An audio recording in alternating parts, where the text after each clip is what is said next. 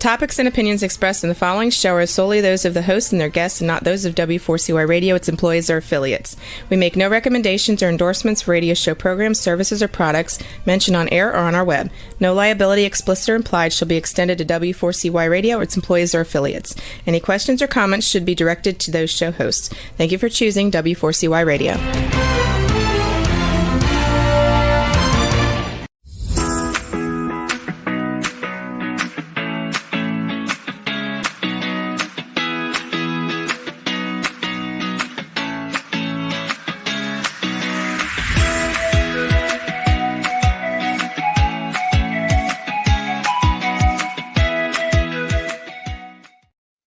Hi, I'm Shelby Wagner, your host of Learning to Dance in the Rain and author of the book with the same title. I welcome you to the show, and I hope that you will have a really good time today. I know I'm going to have a good time. My guest is Beth Hyland, and she is now working not far from me in Portage, Michigan, for the city. But she was born in the Detroit area, and I used to live there near the Detroit area too. So welcome, Beth. Come on out and join me. Hi. Hi, Shelby. Thanks for having me. Yeah, well, thank you for being here. Really appreciate it.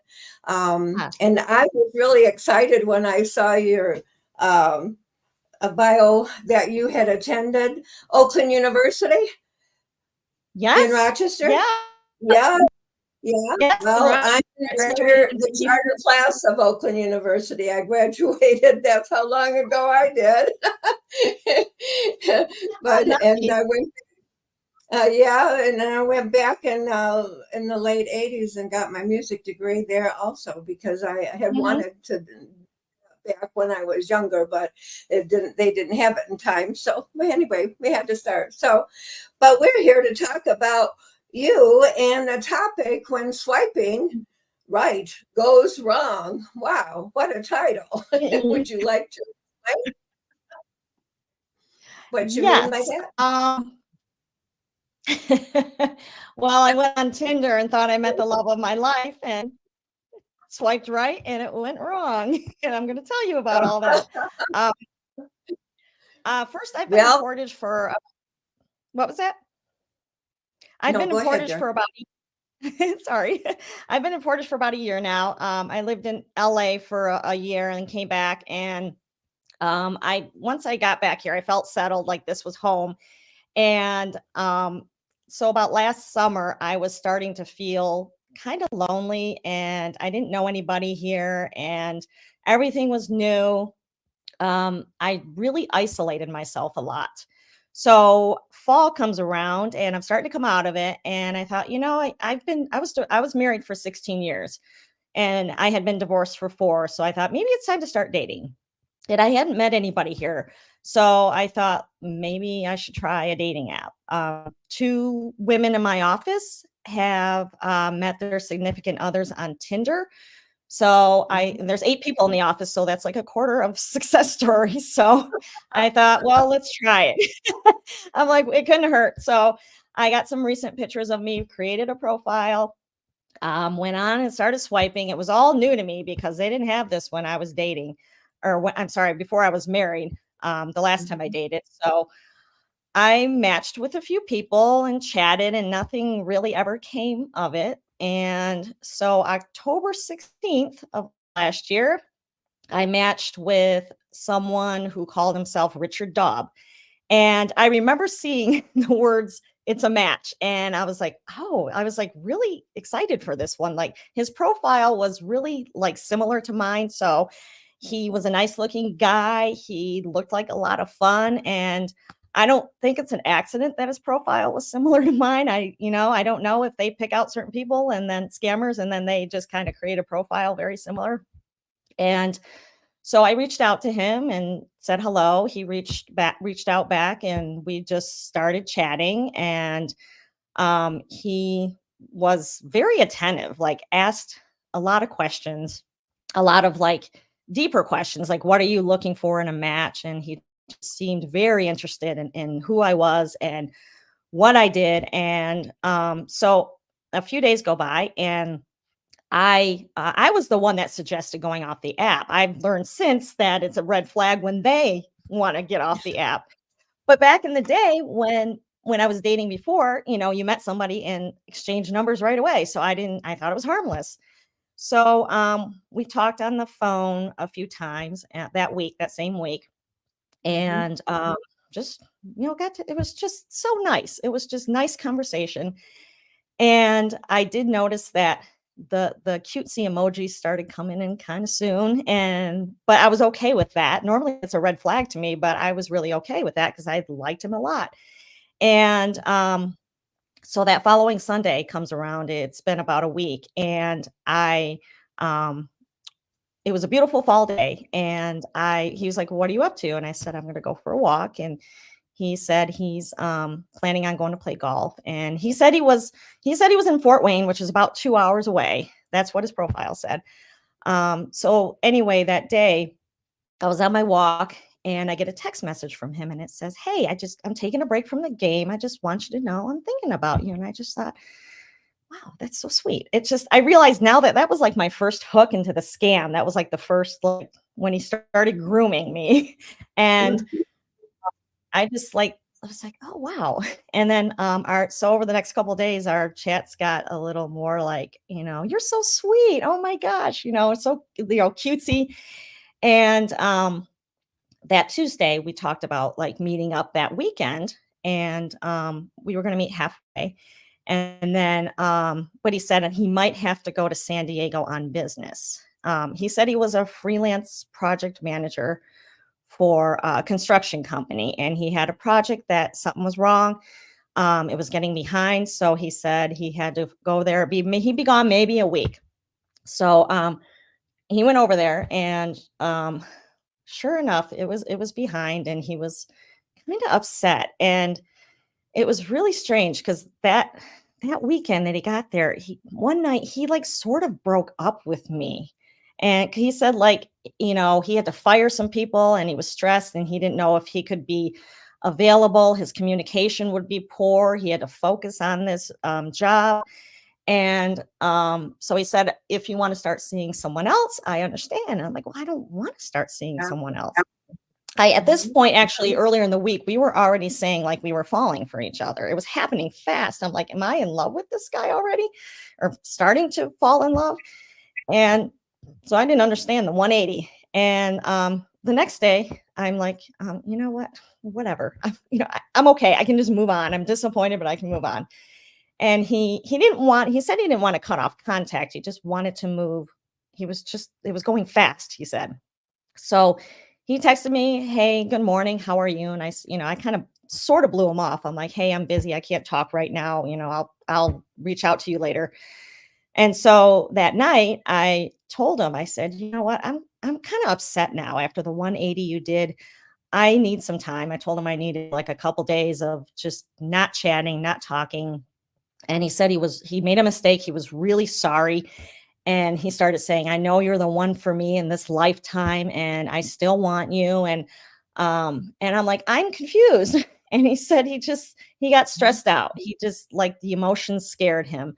So I realized now that was like a tactic to, like, kind of to pull me in more. And I feel like that was the second hook. That was the one that, like, after that I was gone until the scam ended. I don't know where I went. I felt like I had amnesia. So I still wanted a couple days, and the next morning it just, like, all these romantic feelings just started like coming over me. And I messaged him, and I'm like, "I don't need a couple days." I said, I just told him that, I don't know, I was falling for him, and I was really happy. And um actually, to backtrack a little bit, let me say So that. What was that? we have a question. Could you say that again? Yeah. Was he trying to see how much he had you on the line? I'm not Oh, sure you mean exactly. like how much, like, how deep I was in, like how much he Yeah, that's what. me Yeah, I think that would be what it. emotionally. Um, well, Is he yeah, still? You must be when pretty well hooked. If you don't, then you're not, I don't yeah, I know. mean, yes, okay. Okay. Yeah, I was like, when he tried to break up, I thought like I'm good, but I think that was a test to see how hooked in I really was. Mm. And at this point, he had already, as they call it, groomed me enough where I was in, and I was just the romantic feelings just like overwhelmed me, and I had Googled him like a week before and I couldn't find anything. And I remember I had this one moment of clarity where I'm like, something's really wrong. Like I had this feeling. And then it was the same thing. Like that night, I was already in too deep. Like all these emotions like came over me. So Mhm. from then on, it just moved forward. And he started, doing the poems, writing the poems. I was writing poems back. It was really intense. And I don't know, it just everything seems so genuine, and I'm pretty intuitive. Like I'm like it's hard to get something past me, but I realize now that that is their job to manipulate, Mhm. to get you so you're not even in your right mind. That's right. That's what they do, and they're very good at it. They're very good. It took me some time after to realize that this is not this really isn't my fault. It was something that, and when you don't know that, like I didn't know, I knew there were scams. I didn't know that they went to the lengths to get you. And so I was vulnerable, I wasn't my fault, but I was vulnerable. Right. So And you don't know why he didn't write or wanted to back out for a while, and you thought, oh, that hurts, right? I mean, yeah, was kind of, oh yeah, we were doing really well. What happened? But it yeah, isn't. And that's what we need to. A big point there is to let victims know that it isn't your fault, because these people yes. really know how to manipulate you to do what they want you to do. Yes, and, like, I didn't know that was possible until Yeah, afterwards, and I can I see didn't clearly. either. Yeah, I didn't. it's like being Yeah. in a trance. It's like being in a Hmm. trance. I say it's almost like I was kidnapped by aliens, and then I escaped, and I looked back and said, "What the heck just happened?" Like, I can see how different it was than having like, if I had really fallen in love with someone real and it didn't work out, it was very, very different. So, that's really what I want to convey to people that are, they feel ashamed, they come out of this, they think it's their fault. No, no, no. It's not your fault. Um so he was in San Diego and he was going to be there a lot longer than he planned, maybe a few weeks. We continued to chat. We were talking like twice a day at this point. And I had plans to go to LA in December to see my friend, and I'm thinking, well, he's in San Diego.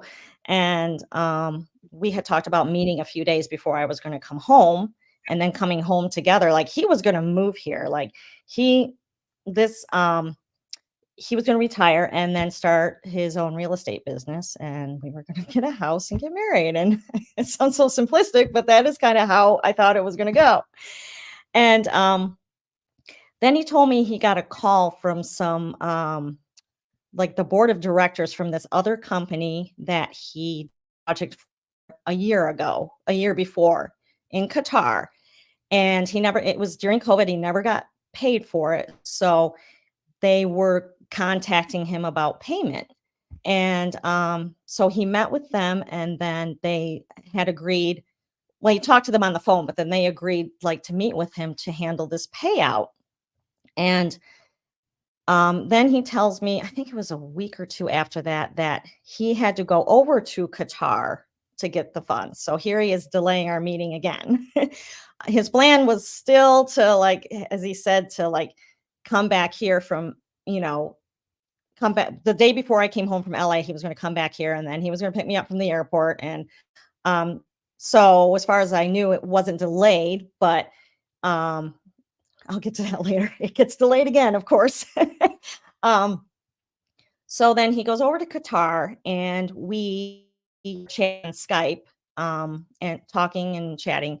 And he had to hire a lawyer and a translator, like a lawyer, because he had to get documentation together to prove everything, and then a translator because he was over in the Middle East. So He paid his lawyer, and he was sending me the receipts. And some people have asked me, well, didn't that seem suspicious? Because why did he have to send them to you? Well, at this point, we're like unofficially engaged. And I thought like he was sharing everything with me, like he was sharing his financial information with his partner.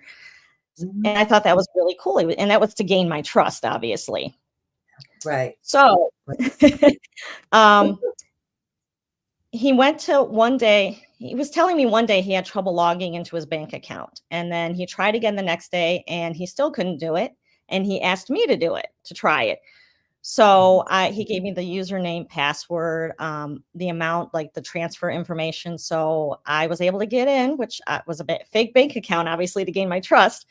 So I got in, I made the transfer, and I was so happy. I'm thinking, oh my God, we're a team. This is great. We're working together.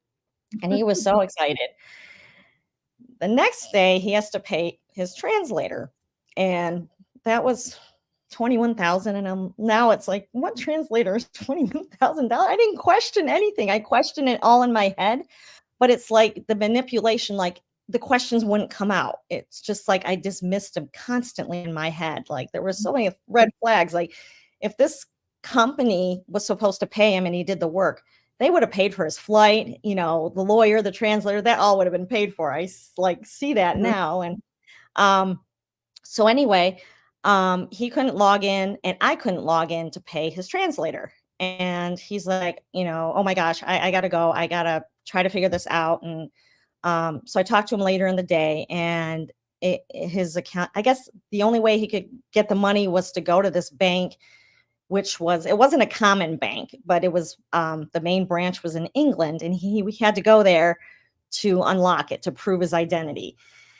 So he said his meeting with the board was like the next day, but he had to raise the money. And I was like, I have money in my retirement. It's going to take a week or two. And he's like, he never asked me for the money. That's how manipulated I was.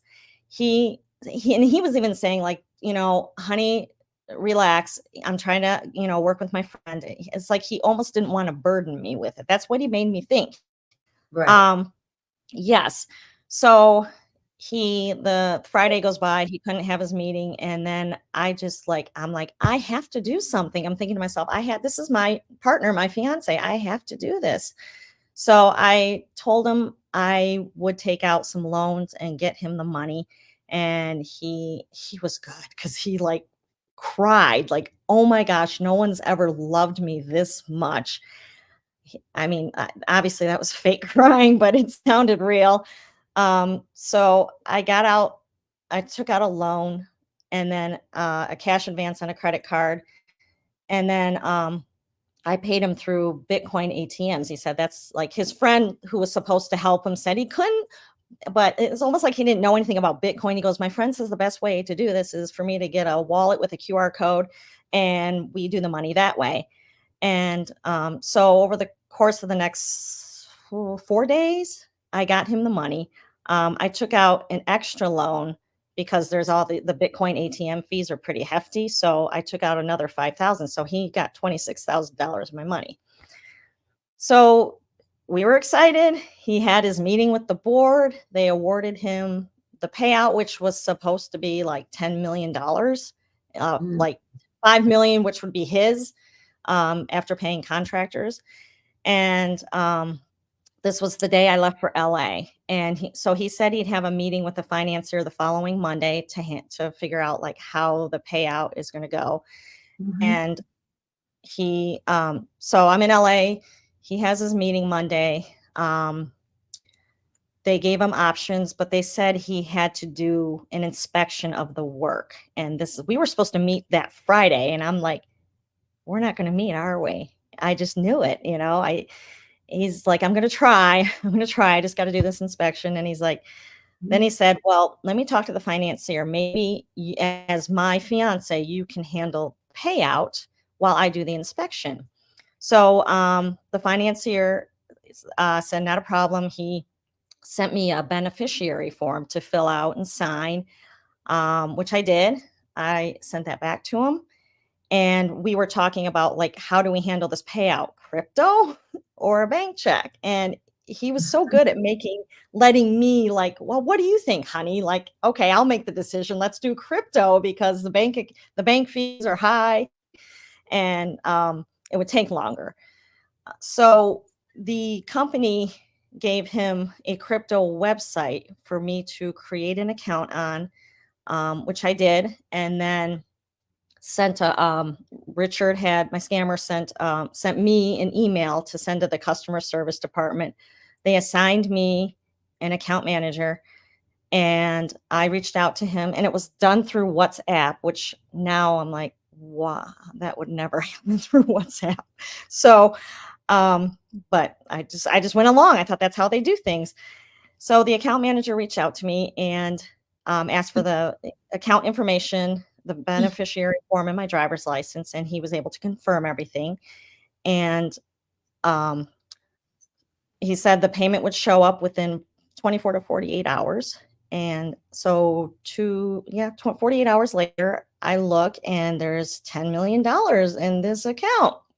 And so I said to the account manager, well, how do we convert this to cash? How do I get it to my bank account? And he said, well, first there's an activation fee of $50,000. I'm like, what? Oh, I'm like, why didn't you ever tell me this? And why didn't my scammer's company tell him that, there's this fee, activation fee? And I'm like, well, can't you take it out of the 10 million? And he's like, no, but it's a bond payment, so you'll get it back. And I'm like, well, then what's the point?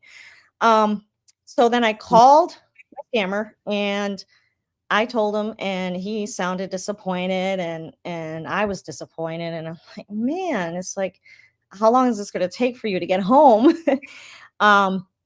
So then I said, well, I do have that in my retirement account.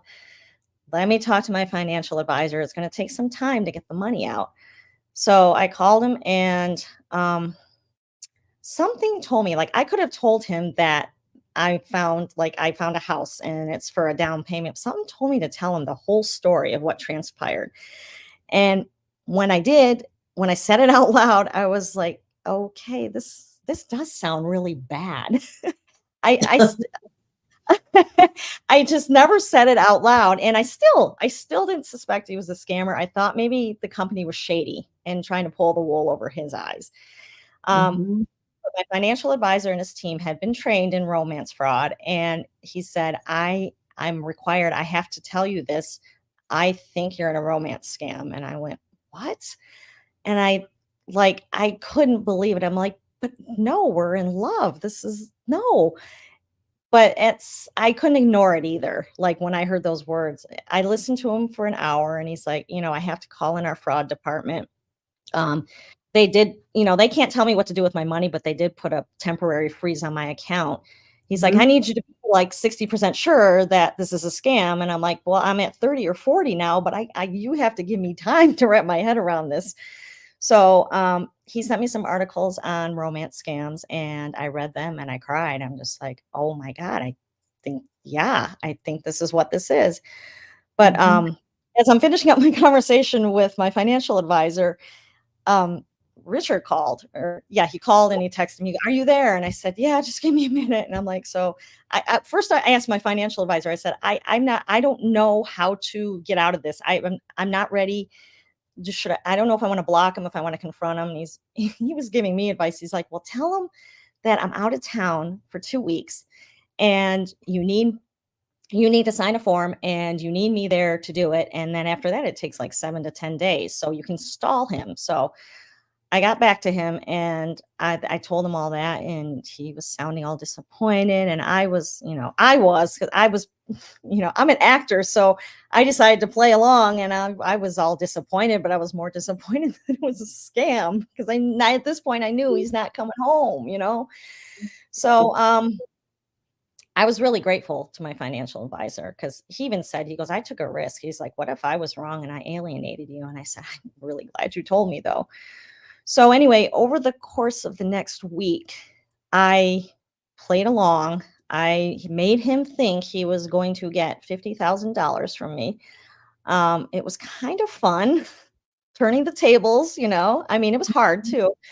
And so I continued to send him the poems and all that, and he was, he didn't have a clue. I was trying to be like, oh, we can do this, honey, everything's okay.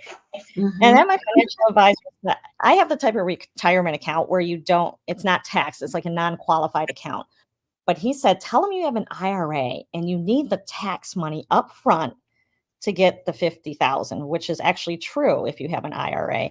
So I told him that. So I was trying to get money back from him at this point. And I thought, well, if the scammers think that 50,000 is worth 7, maybe he'll give it to me. And over the next few, I'm like, is there anybody, ask your friend? And he tried and he said he just couldn't get the money. So I kind of gave up on that. And I think that this is like Christmas time. So like I find out I'm in a scam 3 days before Christmas. And it was like probably the worst holiday season of my life. Christmas night, I didn't want to stay home. I just drove to Detroit. I have family in the Detroit area. Actually, it was Fenton in the Flint area. So I drove there. And then I had lunch with my aunt the next day and I told her everything that happened. And she was really supportive. I just like started to cry and she's like, this is not your fault. I mean, even she knew this is not your fault. And she's like, I should block him. And I'm like, well, I need a little bit of time. So then the following week, I think this was December 30th, I went to visit my aunt and my cousin. And it was kind of like, we like their Christmas celebration. So I was grateful to go there and be with my family. And they're like, I was getting kind of ready to cut things off. And they're like, why don't you do it tonight while you have your family around you? I'm like, yeah, that's probably a good idea. So they wanted me to talk to him. I'm like, no, he has to know that I know. So my cousin wrote this. It's like a 5-line limerick that was it was short and not so sweet. Basically telling him, I know about your scam. And I sent it to him and then I blocked him. And on Gmail, when you block people, it goes to your spam account. And I knew that.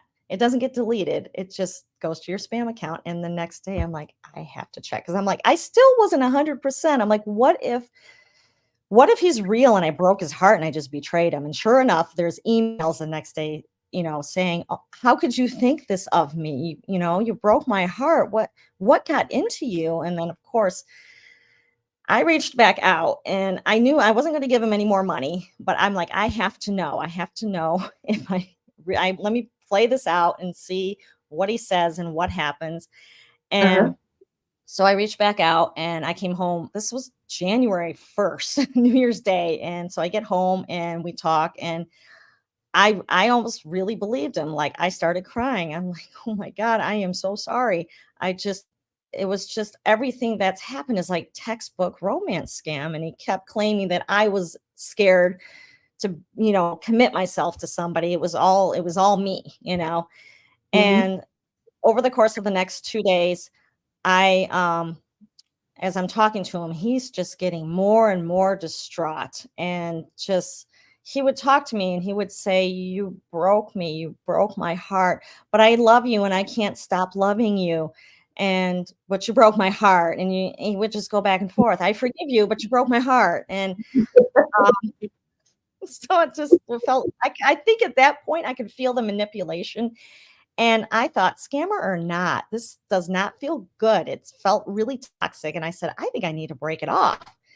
Still thinking that if he's real, I've betrayed him, but I was just kind of done with this.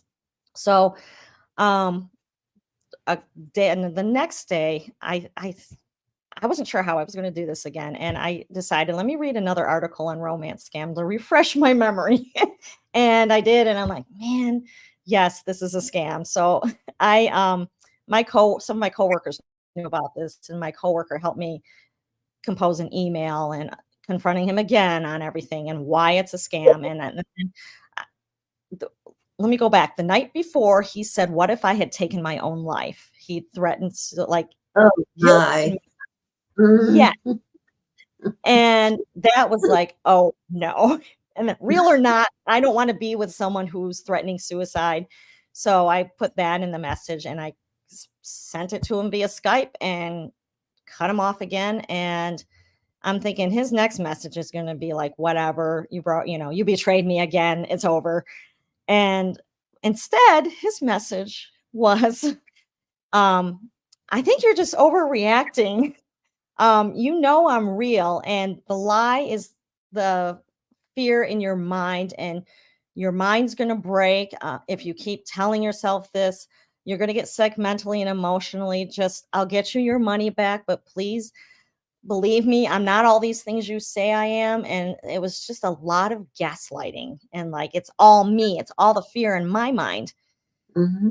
So my last message was, I don't believe you. I don't trust you. I don't want to talk to you. But you know what? If you want to bring me my money back, maybe we'll talk. And because I think I still had moments of hope after that, until it was like a week and a half later, I found the real pictures of the pictures of the real person. I did a search finally, and that was my closure. I knew that he was not real and it was a scam. And but I was still, obviously it hurt like heck. Yeah, It really, right. that's hard. I had to come to terms with, now what do I do? And Mm-hmm. I did I went to Detroit to see another friend, and I had some wine, and I sent a drunken message to him, saying, I know you're a scammer, but I still love you. And I'm like, oh my God, what did I just do? Um, on Skype, you can delete messages up for both parties, but I emailed it, but I never got a response back, thankfully. So I just had to come to terms with, it's been hard. It's not as raw. It still hurts. But in the beginning, it was just so hard. And I think the hardest part was separating the real person from the scammer. And I feel like I'm still doing that, it's like, I don't know, unless anyone's been in a romance scam, I think it's hard to understand how you can still love somebody who scammed you, there Oh, was a yeah. real, yeah. Have I moved on from that now? Yeah. Have you moved on from that now? It says so. Tell us Yes. about how Yes. you moved on. For the most part, yes. Obviously it still hurts. I had a bad day the other day, but I am doing a lot of advocating, podcasts, just getting the word out there. I'm working with Erin West on her Operation Shamrock team, on the victim services team. We're really just trying to get the word out there. That is really healing for me. For the most part, I can still see that he's a scammer, but I have to grieve the person I thought was real. Like, to me, that was my fiance who died. But Right. we're adding to that betrayal and Uh-huh. trauma. And Uh-huh. it's so much more convoluted and complicated. And so when it ended and I was out, I still oh my God, we'd be together doing this. And I don't do that so much anymore, Yeah. but I You have to go just ahead. not thought about it anymore. It says, have you thought about emailing him since the last time? No, I don't have the temptation anymore to do that. Yeah, I think they went away quietly, but I don't know. I never got any threats, and I've heard they can still reach back to you. Sometimes they reach out and say, I fell in love with you through the scam, and we know that's a scam, but I haven't heard from him, and I'm pretty much over that feeling of wanting Did you to. ever get the feeling that maybe it was more than one person talking to you? Yes, I'm almost certain. I feel like there was one person talking to me on the phone, but when I went back to, because I have all my evidence. I still have chats. I have everything. Uh-huh. When I've gone back on chats, I have the part where he's talking about how to transfer money from his account. I could tell it was different. Like, that my scammer was, the main one was pretty good with punctuation and grammar. He was actually quite good at it. Mhm. But these other ones, like, none of the I's were capitalized, nothing was capitalized. So, and sometimes whoever it was would say a term of endearment that my scammer never called me, like baby or darling or something. And I'm like, now I look back and I'm like, yeah, I'm certain that it was multiple people that were Yeah. in on this. Yeah, I had that feeling too sometimes because I would bring up something I had said or we had talked about previously, and the person seemed not to even know that we'd had that conversation. Oh, wow. And I thought that should have been a red flag, and it was. That was one that I wrote in there, but. One of the things that was wrong with me, as soon as I said, no, I'm not going to give you any more money, that's when I turned on the accusations. Well, you don't really love me then, or started to make me feel guilty, made me feel bad. Yeah. And that's why I say, as soon as you have some of these I have red flags in my book, 38, I think 38 of them. As soon as you see some of those, you know immediately, like if they ask for money, that's, you know, it's for sure. And especially if they ask for currencies. So Oh my God. and Bitcoin now, they didn't have those back when I had my problem. It was Yeah. vouchers and gift cards, and I got so tired of buying gift cards. But now crypto and it's a lot less traceable. You can still trace it, but they break it off into multiple accounts pretty quickly. So it's a lot harder to trace. They're going to make you feel bad if you don't stop talking to them. And I know you want to. I wanted to too, but I was so hung up on mine. I even was looking forward to our wedding and that, and I was buying some clothes for my honeymoon.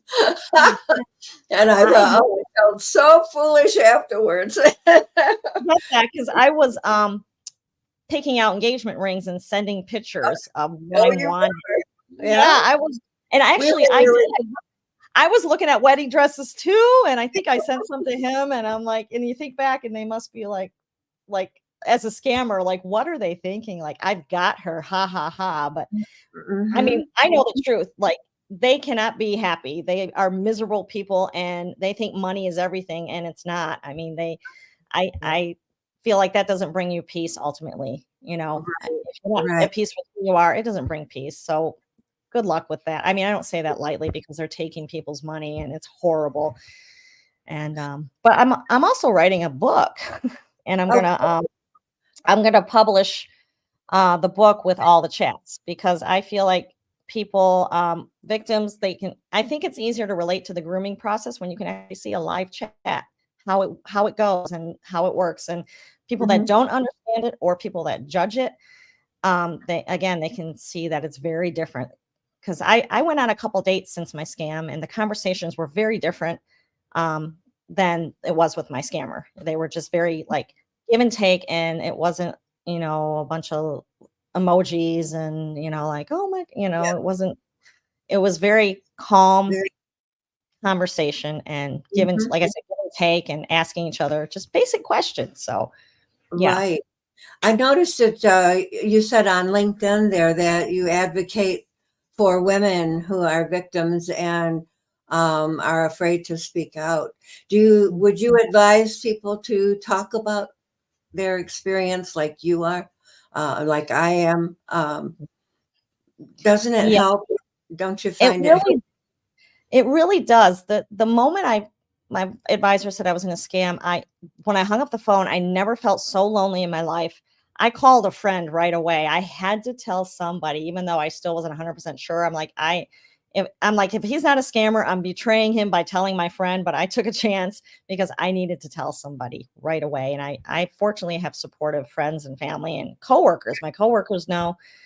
But yeah, I think I understand why women, I know men get scammed too, but I understand why people, I should say, are embarrassed, and a lot of them don't want to relive it. And it's hard because when I writing a book and going back to the chats, I do relive it and emotions come up, but I feel like when they come up, that means they need to come out. And the more I get it out, the better I feel. And I'm just hoping more women will find the courage to share with somebody is safe, or somebody an advocate first. I mean, it's something, sharing it with somebody. Sometimes it might be easier to share it with a stranger who has been through it.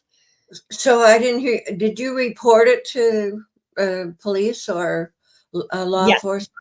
Did you, yes. who was that? Who First, did you? my police department, I reported it to them, and then the FBI, the Federal Trade Commission, Better Business Bureau, um, the district attorney's office in Grand Rapids, because there were some romance scammers in my area that were working with Nigerians, and they scammed some people. So they thought that maybe it was my scammers, but my scammer's name wasn't on their list. But I reported it to whoever I You could, everybody. heard back from the law enforcement agencies then? Um, Uh, I reported it also to the Secret Service. They have like I think a Oh, crypto department, and they tried to trace it, and they said it's at this point it's too far gone down the chain, and usually you have to do it within 24 to 48 hours. But I haven't heard back from the FBI. Was the law helpful? yeah. Good question. My particular police department, it's unfortunate because they did the police report, but they closed the case. They don't think it's a crime, but they just don't know, like training for them. Aaron West was willing to do it for free. It was our Mhm. training, but there wasn't enough of an interest. Like, they have some training in it and crypto training, but I don't feel that they have enough training in. They didn't think I was coerced, but they don't know that the coercion is in the manipulating, the emotional Mhm. hijacking, where Right. they basically, I feel like my brain was kidnapped. That's what it feels like.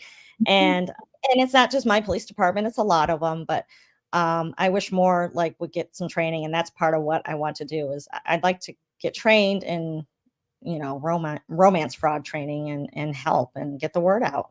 Yeah, well, that's what I did too, and I signed up for that Operation Shamrock to help, but I Mhm. haven't heard much back about it. So, have you? I mean, if they got you involved, Yeah, there was I think there was did you go to the meeting?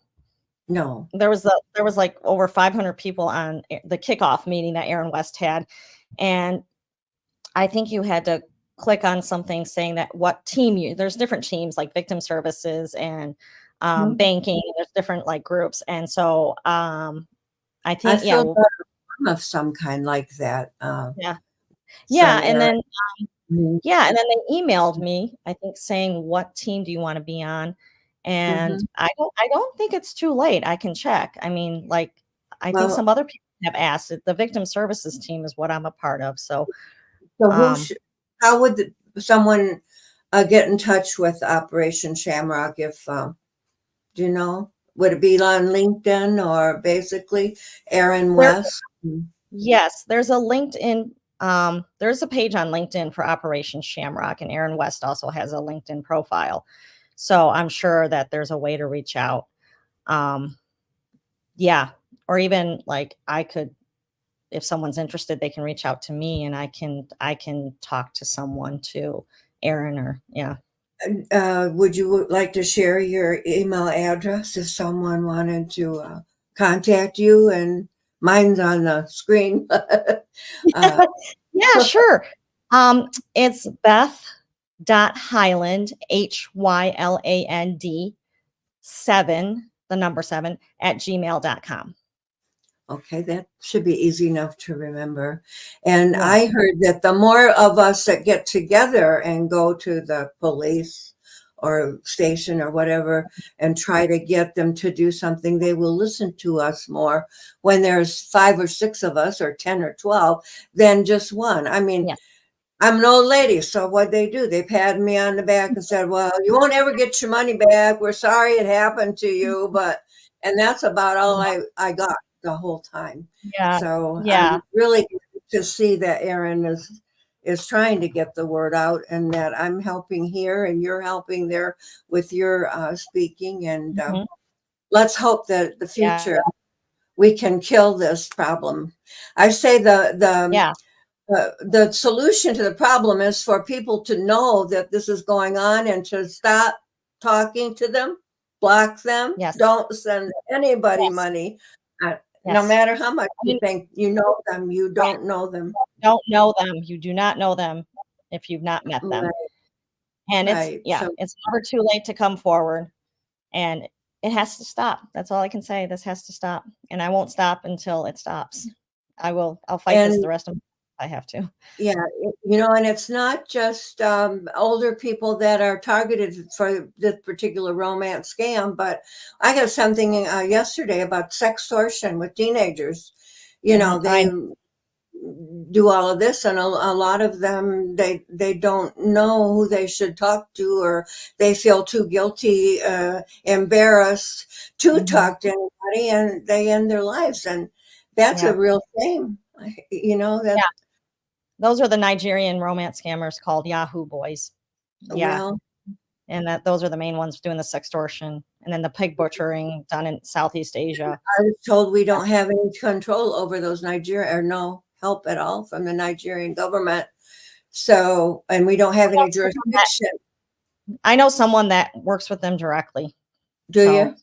Yeah. I'm not actually sure if I should mention him, because I didn't get permission from him. So, but changing anyway, and that's what we wanted, changing for the good, hopefully, to get more and more people informed about what is going on, and how we can get law enforcement more involved in helping, and how we can support one another. Exactly. Right. That's it. Well, we're almost out of time, I see, and I want to thank you for being here. And I hope it was a pleasure. Go to lunch sometime or something. I'd like to. Good to me. Yeah. Yeah. And the next time you get real lonely, give me a call. I will, for sure. We'll meet, like you said. That'd be great. Thank you so much. Okay. It was and I want to say to the audience, thank you for being here today. And I want to tell about next week, we're going to go back to the Middle Ages again with Keenan Booker. So please be joining us, same time, same station, 12 o'clock noon Eastern Daylight Time on W4CY Radio. Bye now. Thank you. And thanks for being there. See you. Thank you. You're welcome.